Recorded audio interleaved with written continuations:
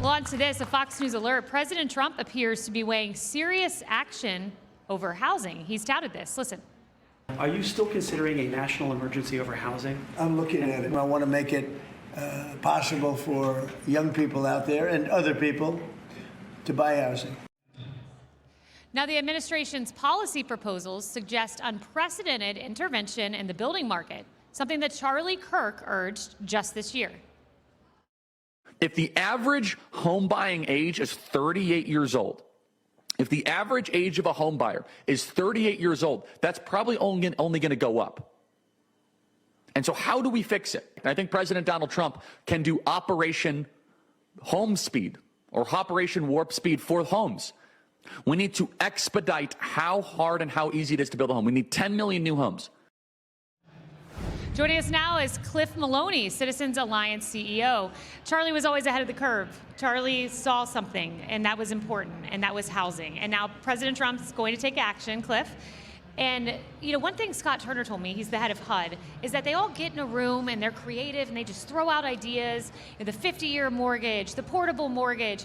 They've got all these ideas floating around, and I can't wait to see this 2026 housing action. It's really important heading into the midterms. Yeah, look, 1 in 3 young people in this country still live at home or are living with roommates, right? And so the affordability and the housing, this is a major issue. But I think Republicans have a huge opportunity, and Charlie would always preach this to us.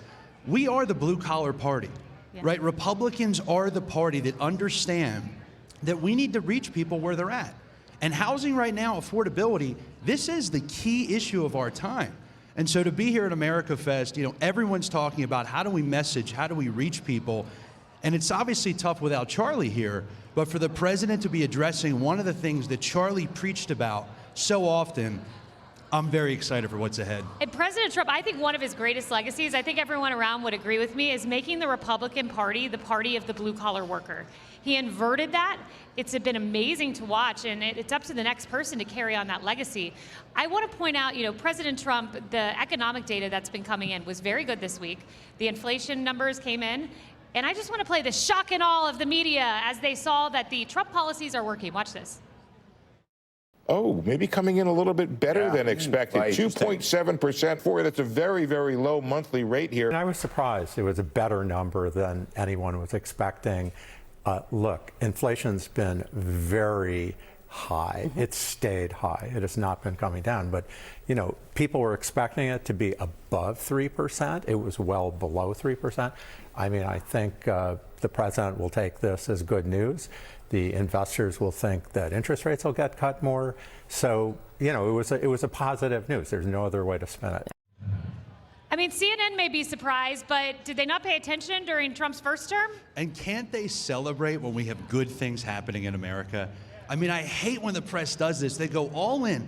Why aren't we all excited when Americans are benefiting? I don't care if it's Trump, if it's a Democrat, at least Republicans will step up and say, hey, good things for Americans, that is a great thing that we all want. Democrats in the media, they cannot handle Trump having success. They cannot handle when the America First agenda brings about real results. That's what we're here celebrating at America Fest.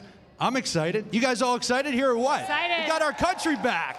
Yeah, because at the end of the day, Trump's success is America's success. That's what it is. Amen. Cliff Maloney, thank you.